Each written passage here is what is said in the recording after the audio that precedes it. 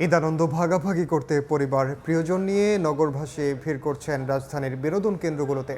এই মুহূর্তে মিরপুর জাতীয় চিড়িয়াখানায় আছেন সহকর্মী মার্জিয়া মোমো। সরাসরি যাচ্ছে তার কাছে। মোমো, ঈদের বাদ ভাঙা আনন্দে মেতে উঠেছে গোটা দেশ, আর সেই আনন্দ ভাগাভাগিতে এই মুহূর্তে নগরবাসী পাড়ি জমিয়েছেন রাজধানীর বিভিন্ন বিনোদন কেন্দ্রগুলোতে। এই মুহূর্তে আমি যেখানে রয়েছি মিরপুর জাতীয় চিড়িয়াখানায়, সেখানে দুপুর থেকে আমরা দেখতে পেয়েছি যে ছোট্ট শিশুরা তারা কিন্তু এখানে একেবারে প্রাণ প্রকৃতির সাথে এবং বাবা মার হাত ধরে তাদের যে ঈদের যে উদযাপন, সেই বাদ ভাগা উদযাপন কিন্তু তারা করছেন।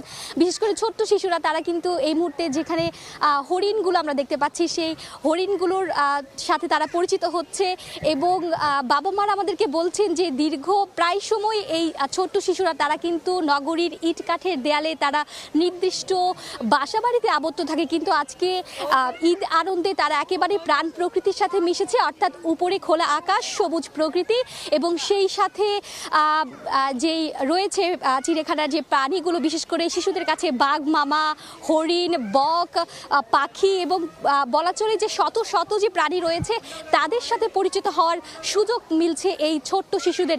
এবং অভিভাবকরা বলছেন সন্তানদের এই যে বাদ ভাঙা আনন্দ, তাদের যে উচ্ছ্বাস, সেটি তাদের মনেও কিন্তু একেবারে অন্যরকম অনুভূতি। তারা বলছেন যে সন্তানের মুখের হাসি এবং ঈদের আনন্দ এবং পরিবারের সবাইকে নিয়ে একসাথে ঈদ উদযাপনের জন্য এই যে কিছু বিশেষ মুহূর্ত, সেই মুহূর্তগুলো কিন্তু তাদের কাছে সব সময় স্মরণীয় হয়ে থাকবে বলে তারা বলছেন। এবং শুধুমাত্র মিরপুর চিড়িয়াখানার যদি কথা বলতে চাই, সেখানে বলবো যে আজকে সকালে অর্থাৎ পবিত্র ঈদুল আজহার যেই মুহূর্তগুলো রয়েছে, কোরবানি শেষে নগরবাসী তারা দুপুর থেকে কিন্তু বিনোদন কেন্দ্রগুলোতে তারা উপস্থিত হয়েছেন। লক্ষ্য একটাই, প্রিয়জন, বন্ধু, পরিবার, প্রিয় মানুষগুলোর সঙ্গে অবসরে একটু সময় কাটানো, যে স্মরণীয় মুহূর্তগুলো কাটানোর সুযোগ শুধুমাত্র তারা পেয়ে থাকেন ঈদের মতো যে একেবারে প্রাণবন্ত উৎসব।